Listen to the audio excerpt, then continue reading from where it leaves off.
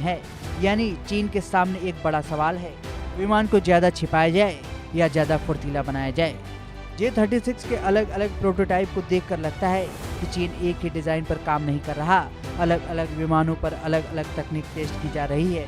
कहीं air intake बदला गया, कहीं एग्जॉस्ट, कहीं लैंडिंग गियर और बॉडी में बदलाव किया गया।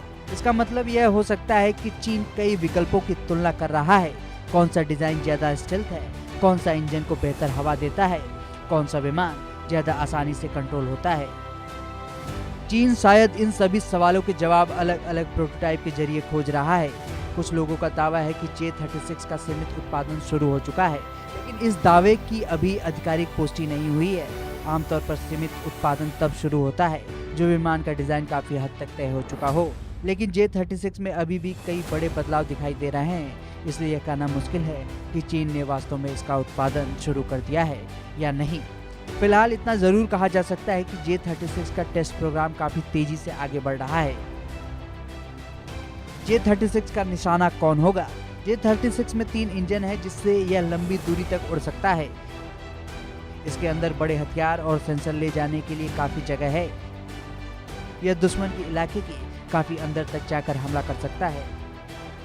इसका निशाना दुश्मन के टैंकर विमान हो सकते हैं। यह AEW&C यानी निगरानी विमानों को भी निशाना बना सकता है। कमांड और कंट्रोल विमानों पर भी हमला किया जा सकता है। समुद्री निगरानी विमान भी इसके निशाने पर हो सकते हैं।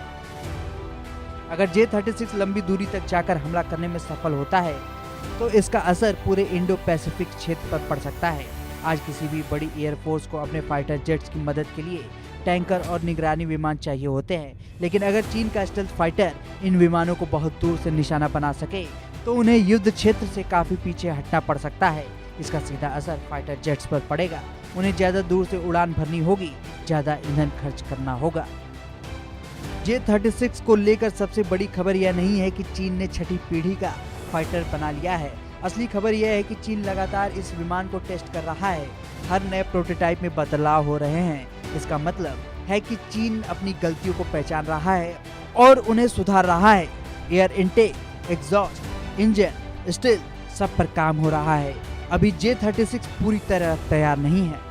J-36 अभी आसमान में टेस्ट हो रहा है, लेकिन चीन का इरादा जमीन पर साफ दिखाई दे रहा है। एक ऐसा फाइटर जो दुश्मन के रडार से छिपे हजारों किलोमीटर दूर तक जाए और दुश्मन के फाइटर से पहले उसके टैंकर, रडार और कमांड सिस्टम को निशाना बनाए।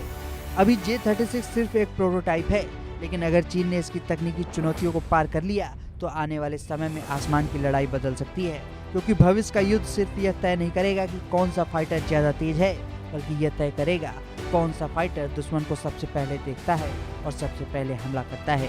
ब्यूरो रिपोर्ट, यानी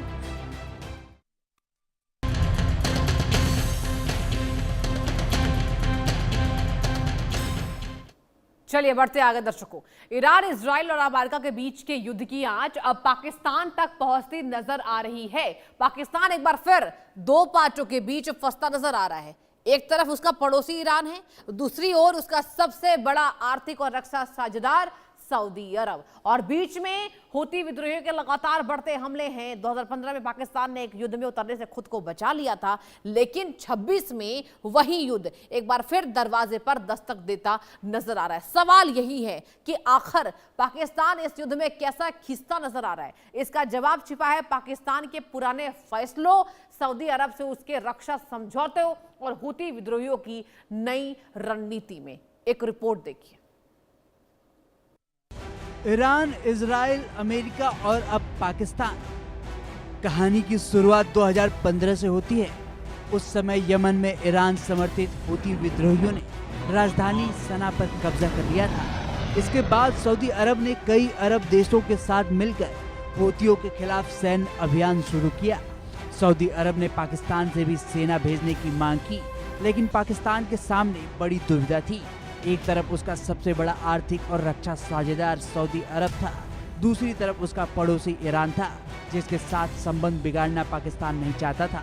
उस समय पाकिस्तान खुद आतंकवाद, तहरीके तालिबान और बलूचिस्तान में हिंसा से जूझ रहा था। ऐसे में नई जंग में उतरना उसके लिए आसान नहीं था।